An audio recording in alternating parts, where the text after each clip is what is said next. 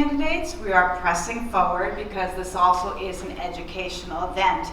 And in that case, then we can still present the role of county clerk, have that conversation, and then give you all an opportunity to meet the candidate that was available to still join us tonight, and that is Harris Weiss. So we will hear from him in a little bit, but first we're going to have a conversation about what is the role of the Broome County Clerk. I want to thank you again for joining us and introduce to you Sharon Exley, Councilwoman from the town of Dickinson, and also former Executive Deputy Director, Executive County Clerk, and she worked in that office for 9 years, right?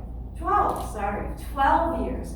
So she has tons of experience that she's going to share with us, and then we're going to hand it over to Harris. So thank you again, and I'm going to pass this off to Sharon. Qualifications to be a county clerk, there basically are none, except for the fact you need to be 18 years old in order to run for office. You do not need any experience. The term is, it's a 4-year term limit, 4-year term with no term limits. So you could run for, if people keep voting you in, you could run for 10 consecutive terms. Responsibilities of the county clerk, we do file and house all legal documents in Broome County, deeds, mortgages, liens, divorces, all court documents. The legal files are protected by the county clerk's office. County clerk also needs to be nonpartisan. County clerk's department is also self-funded. By that, I mean the fees that you pay for filing a mortgage or filing your divorce or whatever it is, but there are specific formulas how those fees are divided, say to the Broome County or New York State or a town or a village. County clerk also works very closely with the court system, and that includes local courts, county surrogate court, Supreme Court. The county clerk's office also works with the sheriff's department on housing evictions. County clerk, this was always one of my favorite parts of the job. County clerk administers the oath of allegiance to new immigrants, and I loved going to the Supreme Court, the courthouse, to be part of that. And quite honestly, it always made me tear up a little bit. The sincerity of all the people and their families that had come to witness their relatives become citizens of the United States. The county clerk's office, it's ministerial, meaning there is absolutely no leeway in how the county clerk's job is performed. Functions are prescribed by the state, and and I keep saying we, the county clerks must adhere to state requirements. And the county clerks also lobby the state government. The County Clerks Association is a very strong, tight organization. The clerks, when I first started there, they were lobbying against giving undocumented immigrants driver's licenses. The county clerk, our county clerk, runs the Broome County DMV. Not all county clerks do, and again, we apply rules that are determined by the New York State DMV. We also had, I think we had 5 notaries on staff. Believe it or not, that is one thing that our government did not charge for. Thank you very much, Sharon. I think that's a very thorough introduction to what the county clerk's office does. Certainly things that most people don't really have a good sense of what they do. And now we're all really well versed in it. So now that we know, we can grill Harris. There will be an example. So we'll have Harris join us down here. And the first thing I'd ask Harris to do is to introduce himself a little bit to us and tell us why he's running for county. I almost said county executive. Oops, county clerk. That'll be in a couple of years, yeah. I accidentally did that as well at an event and had Jason right in front of me as I said it, and I didn't realize I said it, and everyone's laughing, and I was like, "Why are you laughing?" And he said, "Oh, well, you just announced that you're primarying Jason." So that was funny. So Can everyone hear me, by the way? I prefer not to use the mic if I don't have to. My name is Harris Weiss. I am 27 years old. I am running for Broome County Clerk because I want to try to make this office more accessible, more modern, and more transparent. My experience since I graduated from Binghamton University has been in just helping people navigate government, being that middleman, so to speak, to if someone comes with an issue, to trying to solve it for them. I've done that both when I first graduated with Assemblywoman Donna Lupardo. I am back with her now. And after that, I worked for Congressman Anthony Brindisi until February when we finally had an actual result from that congressional race. In both of those offices, I spent the majority of my time helping people navigate government, whether it was helping people get their stimulus checks, or helping people get unemployment, or help small businesses get their small business loans. I was one of the people in our office that really helped people get where they needed to go with government and try to solve their issues. I personally think this office is is a great avenue to use that experience at the local level and at the county level to really make county government that much more accessible to the people it represents. I want to bring my experience, to make sure that people know when they are coming to the county clerk's office, they know that whether it's going to the DMV, whether it's to find a deed, whether it's to just get their passports information filed, they know that the person that is at the helm of that office is doing everything that they can do every day to make that office work better for people. As they mentioned, the clerk is in charge of the DMV. While working for Congressman Brindisi, we went through one of the worst times that we probably have gone through in American history with the pandemic. And lots of government shut down because it was not able to transition to having people work from home.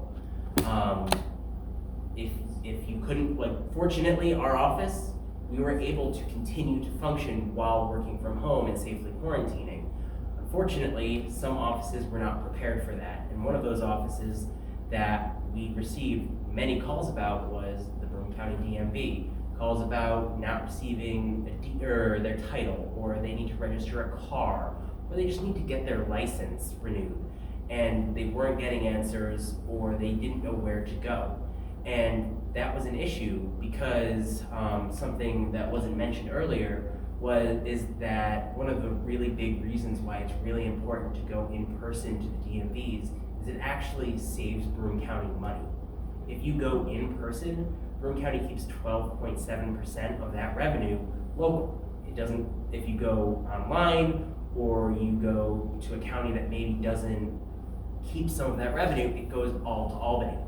And that's money that could be going to finding new ways to make government work better, be more efficient, maybe even giving it back to taxpayers because we don't need it.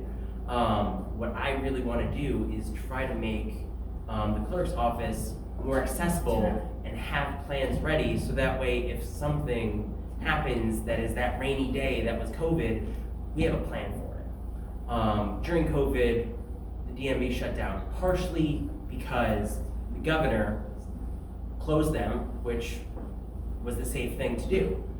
But here's the thing. Counties around us, Tioga County, Tompkins County, Cortland County, found ways to keep government functioning, especially the DMVs. In Cortland County, they had a drive-up service where you would go to the county office building, you would pull up, and you would stay in your car, give them your information, they'd run into the office, they'd do what they needed to do, they'd bring it out, and you'd be on your way. While we had drop boxes here, I've heard from many people that they put information in there and then they never heard anything, or it didn't get done. And one of the issues with that is with DMV transactions, you can't just provide a regular check. You have to provide a prepaid check, which if that gets lost, your money's lost. We could have been doing a lot more here to keep, especially the DMV functioning, so that way people would continue to use those services. If you go on the COVID-19 Broome County Support Group and search DMV, you will find dozens of posts from people trying to figure out ways to just do the basic things they need to do at the DMV. And you will see comments in there from people saying, oh, I went to Tioga County. Oh, I went to Cortland County. It was easy, it was quick, it was a little bit of a drive, but I was in and out. Or they went online because that was the only other option. That is all money that we could have been keeping here that we lost. And so I really think we need to plan better for these kind of issues and have some forward-thinking ideas to be able to do that. I'm gonna wrap up here so that way I can take some questions. Love to talk more about the DMV or the specific clerk's office, but my time is yours and whatever you guys want to talk about. I do have one question from the audience that came forward, so I'll ask that first, and then we can take questions from all of you, and if not, I have some prepared questions. So, what would modernizing the clerk's office look like? Are there specific examples of what you would change? Yeah, so one of the big ways is the databases we use.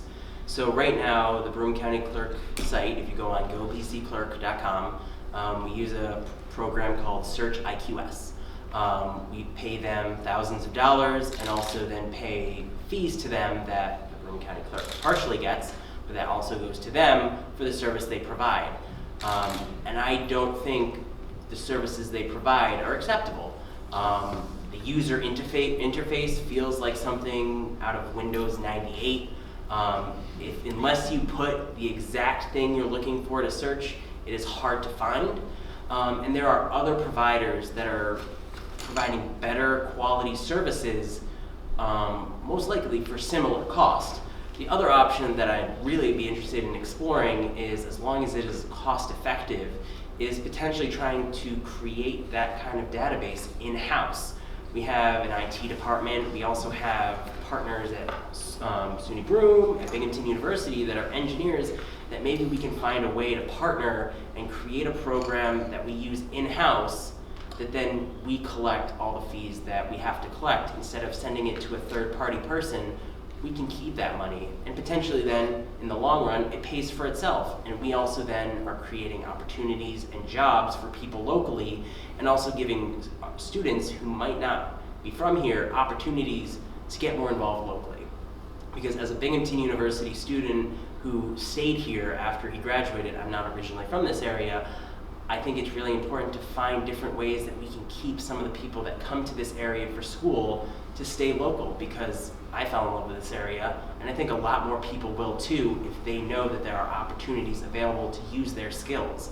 And if we can get students involved, especially in their local government, there might be that interest in, hey, I helped create this database, I helped create this website, maybe I'll stick around and either come work in that government office if there's a job, or just there are so many other opportunities locally that they make another connection to this place that they do call home for 9 months of the year, and maybe then we'll stay here permanently. I mean, we have a lot of opportunities that are opening up, especially in Endicott with a lot of this high tech that's coming. I think there's some great opportunities to keep more students here, instead of people coming here for the 4 years, 5 years, 6 years, and then going wherever they came from, whether it's upstate or whether it's down near the city. I'd love to see more students stay, because I think it'll make this area better if we can do that.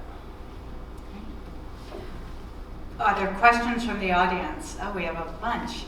How about Mike V? I have two, so I'll ask one and let everyone else go, and then I'll come back with my second one. I think we will definitely have enough time for that. Yeah, but just to be fair. Yeah. Let me start with the first question. I know you have a lot of experience. You've worked with Assemblywoman when Donald Leparo. You've worked with former Congressman Anthony Brindisi. So you're familiar with the issue of driver's licenses, which was brought up on one of the slides. Yeah. It's still a very big controversy in our region. One, two parts to the question. One, do you support that, and would you provide illegal aliens with driver's licenses? And if you would, or if you would not, then can you tell us what is the benefit, whichever way that you're looking at? So, as it was mentioned, the clerk's office is very apolitical. In the past, they did lobby, some of them did lobby against this practice, but it is currently state law. And there was a county that did not issue licenses, and they were sued in court, and it cost that county, I don't have an exact figure, but I assume it is in at least the tens or hundreds of thousands of dollars for that lawsuit. And that's money that I don't think we, or I as an elected official, should waste on taxpayers' money when I am not the one making that rule. I am being told by Albany, by the state legislature, this is something that we need to do. If people want to lobby to make that rule change, they can do that. But as the county clerk, who is not a policymaker, I believe it is important to follow the laws so that way we aren't getting sued and we are not costing taxpayers additional money on lawsuits that really we probably don't need. So that is that. If you want to go with your second one, if it's related to that, you can go ahead. Okay, it's always different. separate. Okay. All right, then Mike Woodward, please. You mentioned that that Broome County keeps about 12.4% revenue if people go to the DMV locally. Yeah. Now, a lot of people enjoy the online convenience with the state. Do you have any plans to open up a Broome County website that could be that people could access and keep the money here if they were to do things online? So I'll have to speak with some legal counsel when I get elected on the feasibility of something like that, because I do agree with you. We are reaching a time where people are getting their groceries on Amazon or are doing more and more online, and it's funny. It's been funny running for this office because while talking about the DMV, I'm talking about getting people to not go online and go in person, but then with the direct clerk's office, my message is we need to get more information online so that way it's more accessible and more transparent. So it's sometimes hard to walk that path. I would love to do something that still provides an online service, but I'll need to look into whether or not we even legally are allowed to do that. On top of maybe doing something like that, something I'm really interested in looking into is, so currently we have mobile DMV units that go to the rural communities, which is fantastic because whether you live in downtown Binghamton or Whitney Point, you deserve to have the same kind of access to government no matter where you live. And so something that I'm really looking at is expanding the usage of mobile DMVs to not just go to the rural communities, but to expand it to go into places like Vestal, Johnson City, parts of Union and Binghamton that are not as accessible even on public transport to downtown Endicott or downtown Binghamton, because not everyone can take time off of work to get downtown, especially right now with the long lines that are happening there, because they just don't have the time, or they can't get down there because the bus schedule doesn't work around them, or they don't have the money to take an Uber or a Lyft or a taxi. But if you know that a mobile DMV is coming to Rec Park or is coming to somewhere out in Vestal at a time that is more opportune for you, you're more likely to go in person to that because it's coming to you. I really think we need to, as a county and as the county clerk in the DMV's office, provide easier access, because for the past couple of years, it's my feeling that we've been just telling people, hey, if you go in person, it'll save us money. But something we're seeing is that's not working. Over the past 10 years, we've lost over $400,000 of revenue because of people moving things online. And I think if we can make the in-person DMVs and the mobile DMVs more attractive, people will want to use that, because at the end of the day, I think, especially with DMV transactions, people want to talk to someone. They're not usually the most easy transactions, even some of the more simple ones. And I think people still would like to have that kind of human connection to make sure all their answers are there, because I don't know if you've tried calling Albany or calling the DMV, but yeah, exactly. So by doing that, we get more people going, and if I'm right, that people will use this, by keeping more of that revenue, that 12% will help pay for this program, because that's money that we are then keeping, as opposed to it just going to Albany and we keep nothing. Other questions from the audience? Yes. Yes, You've mentioned that one of your biggest plans once you get into office, is to modernize it by putting a lot of records online. Do you think data security is a major concern if all of these documents are to be put online? That's a great question, and I've had multiple people ask that, and I definitely think with more information going online, we do need to make sure that this information is secure. I mean, we are seeing counties and local governments be attacked more and more by malware or people that will then hold that information hostage. I mean, in the New York 22nd congressional race, for instance, we had a major issue in the lead up to the election that Shenango County, half of their county, including the Board of Elections, was being held hostage by foreign agents who were able to get a virus in there and were able to shut all the information down and access down. And it was basically right before the election that they finally were able to get access to voting files. And they then had to verify that nothing was changed in them. That's an issue. But I'm of the belief, if you can deposit a check through an app on your phone, you should be able to access government and basic transactions and basic information through that same phone or through a computer. But data security is going to be something that is very important, and whichever provider of database, whether it's an in-house provider or it's a different provider that works with other counties, that'll be a question I have, is how can I confirm with you that the data that you are holding is secure, that we will not accidentally at some point have someone shutting it down and asking for tens of thousands of dollars to provide access again. I will be the first to say I am not a huge tech guru or wizard, but I want to also bring people on board to the office that can help me with that. Something I haven't mentioned yet that is a big part of my campaign is de-politicizing government. Whether you're Democrat, Republican, liberal, conservative, whatever, I think everyone can agree that government, whether you're at the federal level or all the way down to the local level, has become way too political. And it's shutting things down, and it's making it hard to govern. One thing that I really want to do in the clerk's office is eliminate the political appointee positions that the clerk currently has that they are able to appoint. The majority of the staff is civil service positions, but the deputy clerks, the deputy executive clerk, are all political appointees that whoever is clerk gets to hire. And this is not just one party's issue. This happens across the board. Whoever is in control usually hires people who will help them get reelected. And I have talked to many people on the staff in the clerk's office who time and time again get frustrated that people who don't have the kind of experience they do are getting these leadership positions when they might have some ideas on how to make the office better, but because they aren't of the right party, or they didn't help enough on their re-election campaign, they don't get that position. I want to change that practice. I want to get rid of the political appointee positions for the deputy clerks, because I want the best qualified people, not the best connected.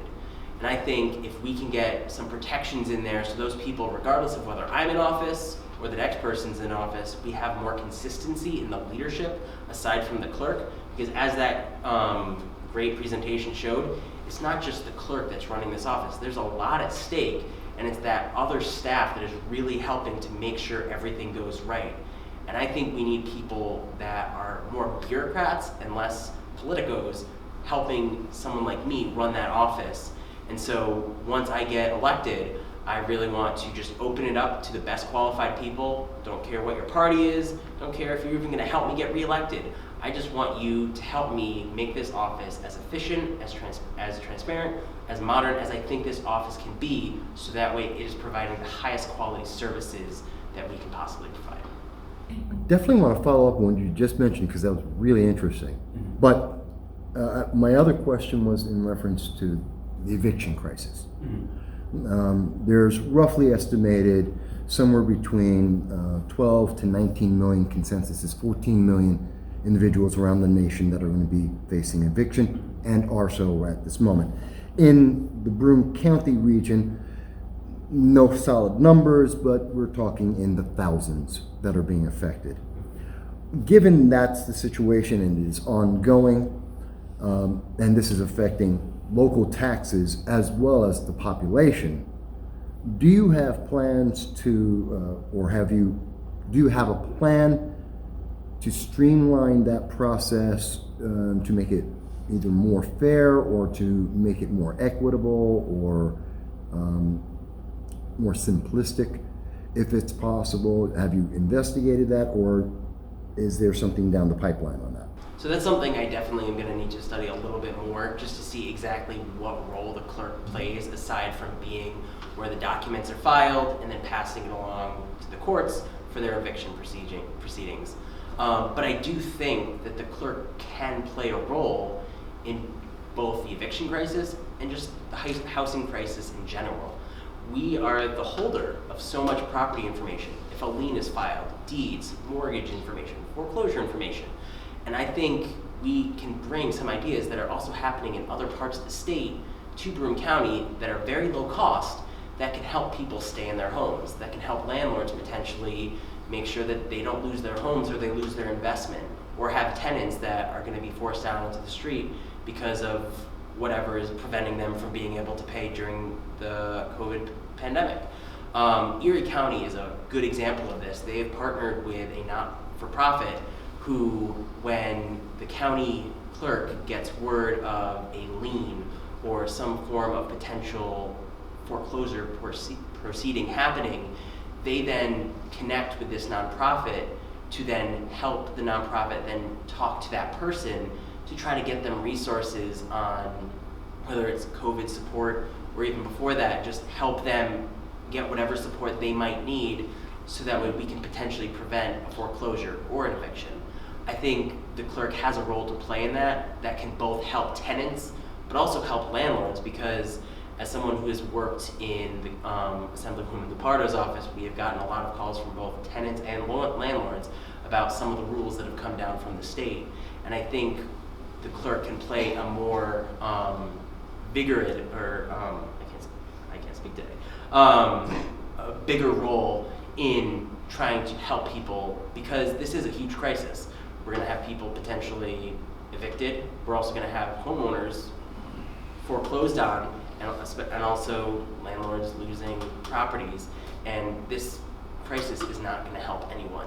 And so it's something that I want to see what also ways we can partner with them to try to prevent this. And that's one of the big ways that I can see that we can use the data that we hold to be able to provide information to those that are helping people to stay in their homes, because we're the best place to have it, because we have all that information handy, and it's not a big cost, especially if we can bring people in that might want to also help to try to ease this crisis if that data can be more readily accessible, which if I have my way, we can get more of that information online, so that way, regardless of whether you're looking at it at 3 in the morning or 10 in the morning, you have access to it, and it's also just a better, transparent experience with your government. Thank you, Howard, for joining us this evening. I had 2 questions.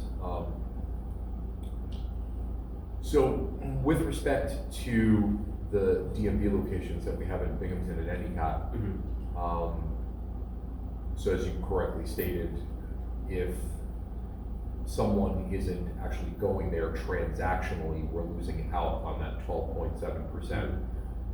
And I think your idea about the expansion of the mobile clerk is a good idea to try to keep more of those funds in-house.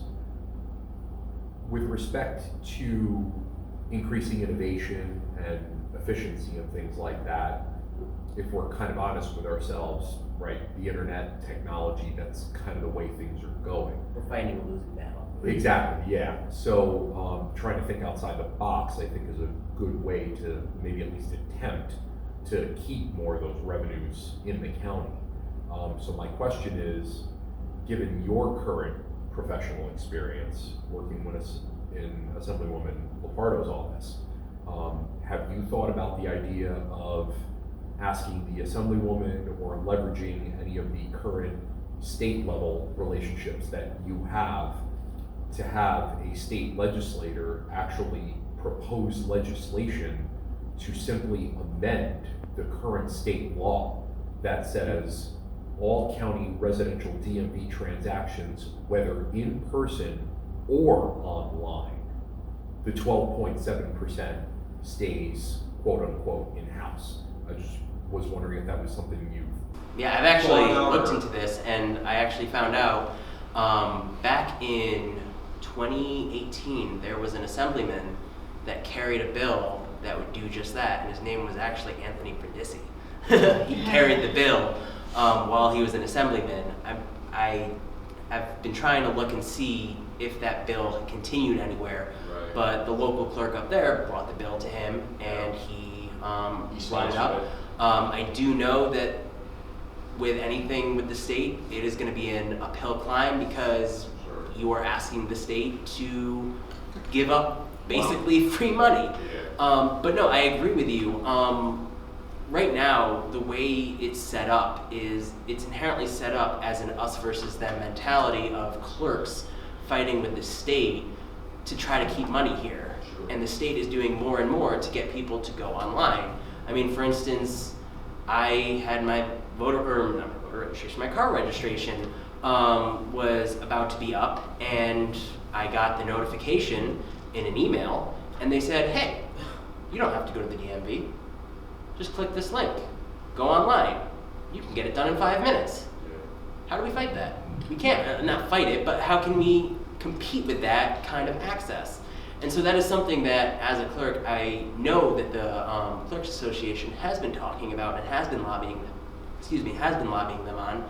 But what I think is unique about my experience is having worked in the state legislature, having also spent time in Albany as someone on that legislative side of a member. I would definitely love to use some of my connections to whether it's other members that I've worked with or even just the staff trying to get buy-in on something like this, even if it's not just a uniform 12.7%, even if it's just dropping it to, I don't know, 8-9%, even if it's less coming in from the in-person one, by adding in the online, the state is getting a bigger share of it, but then we're still getting some of the revenue from the online sales. And honestly, it'll be good government because then instead of us spending a ton of resources to try to find new ways to get people to stay in person, we can work more in lockstep to getting people to be like, listen, you can come in person, we can do that, we can provide a great experience there, but if you want to go online, here, come to the clerk's office, we'll give you the computer to do it. We will make it as easy as possible for you. But right now, the incentive, especially during the COVID pandemic, when revenues have been so strict, I mean, this was a bigger issue before the American Rescue Plan and some of that money, but even after that, we're still going to be feeling the ill effects of the pandemic way after any of the stimulus money is still available. And so that can is getting kicked down, and one place that I know a lot of probably county governments are looking at are the DMVs and these places that they can keep money. And so because of that, I want to find new and unique ways that maybe some other counties have used, but also other counties haven't used to try to bring it here, because I think we need to have a mentality of, let's see what other places are doing or what we can come up with. Let's see what's cost efficient and let's try it. If it doesn't work, we don't have to continue it. But at a bare minimum, I think we need to at least try to find new and unique ways. One thing that's interesting is, I don't know if anyone has been to any of the counties that maybe doesn't have a clerk that runs the DMV, but for instance, one place is Rockland County. They actually have DMV booths, like computer booths, in their grocery stores, that while you're purchasing your eggs, you can get your car registration done, or you can get your license done. And when I was doing some research on it, I got some different information about how much it costs. One estimate was $15,000 or something like that. But I mean, if we can get something like that we can put in a place like Wegmans, and if people then use that, it can pay for itself in the long run. And if we just have to pay electric, whatever additional resources need to go into maintaining it, we are just providing more access to government in places that people don't expect, but that people use every day. Everyone here goes to the grocery store. I don't know how many of you go to Wegmans, but a lot of people go to Wegmans. If you know that there is a way to change your car registration or do something, or do the very basic transactions with the DMV through there, you're more likely to do it, because then you don't have to go in person, you don't have to wait in line, you don't have to go find parking, you don't have to do all the different steps that it takes to get to the physical locations. And if people use that, I also think then that'll help the in-person locations, because then there won't be as long lines. Right now we're still seeing a lot of long lines. Unfortunately, because of where the locations are, they're standing outside, which on some days, it's a beautiful day, but on some days, especially in Broome County and Binghamton, it's snow, it's rain, it's heat, and that could be all in 1 week. I have talked to people that work in the DMV offices here locally, and they're a little annoyed by the fact that these long lines are still persisting, and that there might have to be 1 or 2 staff standing outside in inclement weather for 6, 7, 8 hours a day with very little provided to them: tents, tables, chairs, anything like that. And so I think we need to find other ways to just make that experience in person, but also outside of the in-person at other aspects of Broome County, so that way we can shorten the lines, but also make people want to stay going local. Okay, next question. Mike. Okay, prior to COVID, my experience with motor vehicles going to either Shenango Street in Binghamton or Main Street in Endicott, seems like parking's an issue. As far as going into the location itself, you have to take a number. It normally takes 45 minutes to an hour to do your transaction if you got to buy new plates, whatever the case is. Go to Owego, if you're there 15 minutes, you're in and out. If you go to Owego, if you're there 15 minutes, that's a long time.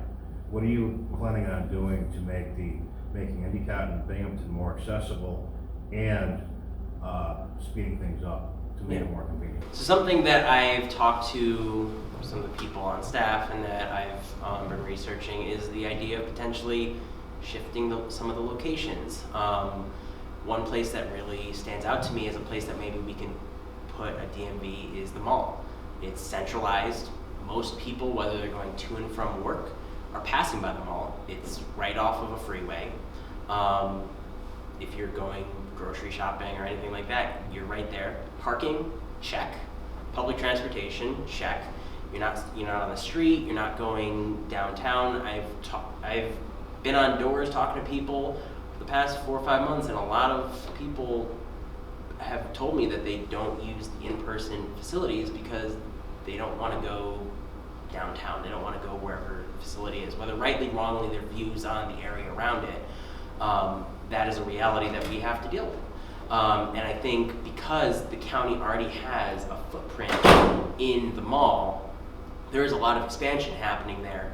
But I would love to see the feasibility and the cost of transitioning maybe one of the sites to the mall, because while it might be a little bit farther for some people, it might be a more positive experience. You'll probably be waiting inside. While you're waiting, your kids can maybe go shopping, which also could help the tax base in a place that really needs some support. We have so much that's starting to hopefully grow in the mall, and if we can get more people going to the mall, it isn't just keeping money in the DMV's coffers, but it also might be helping a place like Johnson City and Broome County keep a little bit more tax revenue and make sure that the mall, which was a huge investment and we continue to put tons of money into, is a place that people have to and want to go. And it's pretty central in Broome County. It's pretty accessible. And I think since Broome County is one of 2 places in the state that actually provides weekend services, if we can provide those sorts of services at the mall, people come from outside of Broome County on weekends. If you ever want to see it, go to downtown Endicott on a Saturday when it's open. You will see people from New York City, from Buffalo, from the Adirondacks who are coming here because they need to get something done right now, or that's the only time they can access it and they want to go or have to go in person.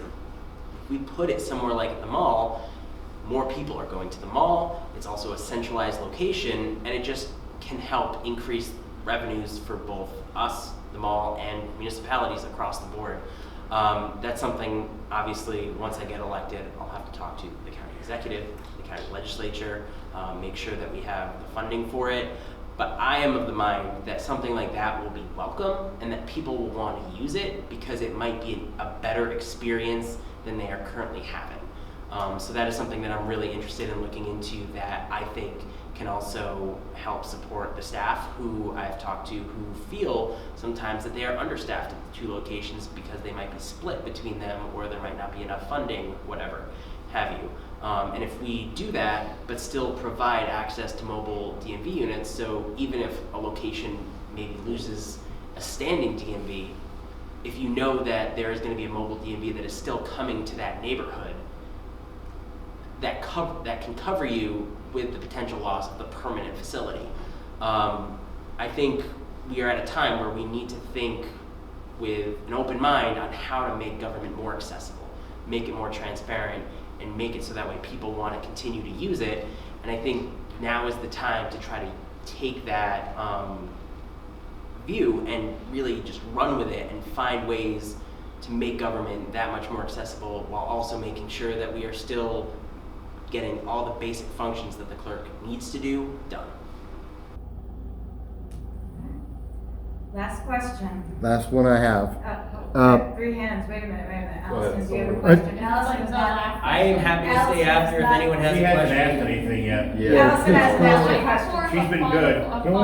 Okay, let's hear it. Let's end on a high note. Yeah. Well, thanks first, Harris, for being here. This has been great to learn more about the office and to hear from you. I wonder what advice or words of encouragement you might have for other young people who are interested in running for public office. Like Nike says, just do it. I mean, there were people that maybe said tonight you have to do all these things, when really, like, if you actually look into it, it is not as hard as it seems. You have to collect signatures, you have to hit the minimum, and that's it. As long as you hit that minimum and you make sure that your signatures are all valid, you are on the ballot. And I think there is just a huge barrier of entry that scares people off, and it goes not just from running for office, but it also prevents people from potentially voting or getting more civically engaged. When I was at Binghamton University, I worked with the CCE, I worked with you on getting students registered to vote, and one of the biggest things that I heard from people was, oh, I've never voted before, I don't want to look like an idiot, I don't know how to do it, so I'm not going to do it. And as studies have shown, the earlier you become a voter, the more likely you are a lifelong voter. And I think running for office is very similar to that, is that I think if we can show success stories of, even if, regardless of whether they win or lose, of young people getting involved and running for office, it can help give people the confidence that as a young person, you can run for office. I mean, Run for Something, which is an organization that has endorsed my candidacy, tries to help young people get involved. They just started an ad campaign on the app Snapchat to connect with younger people and say, hey, are you interested in making a difference in your community? Are you interested in trying to help make a difference on X issue? You can run for office. Maybe it's not Congress, maybe it's not county executive, maybe it's town council, maybe it's school board. But it's getting people to know that they can run and that there are organizations and that there are people that want to support you to do that. And I think it's important to those that care about civic engagement to really make sure that everyone knows that it's an avenue that is easier than is expected and that is actually encouraged, because we need more young people to get involved. Like millennials and Gen Z are becoming a larger population of the voting bloc, but aren't voting, are not coming out, are not running. And that's an issue that probably has a lot of issues to it. But I hope with my candidacy, regardless of what happens, that it shows people that young people can run for office and do it pretty successfully and garner support and bring people together and bring valid ideas to the table that people will listen to. Because at the end of the day, that's really what democracy is about. All right, well, thank you, Mr. Harris. We appreciate it. And I want to thank my colleagues on the Voter Engagement Committee and also, of course, Sharon Exley for an excellent presentation. And as Harris said, he will stay around to chat with anyone who would like to ask him more questions. So again, thank you so much and good luck with your campaign. Thank you. And thank you for coming tonight.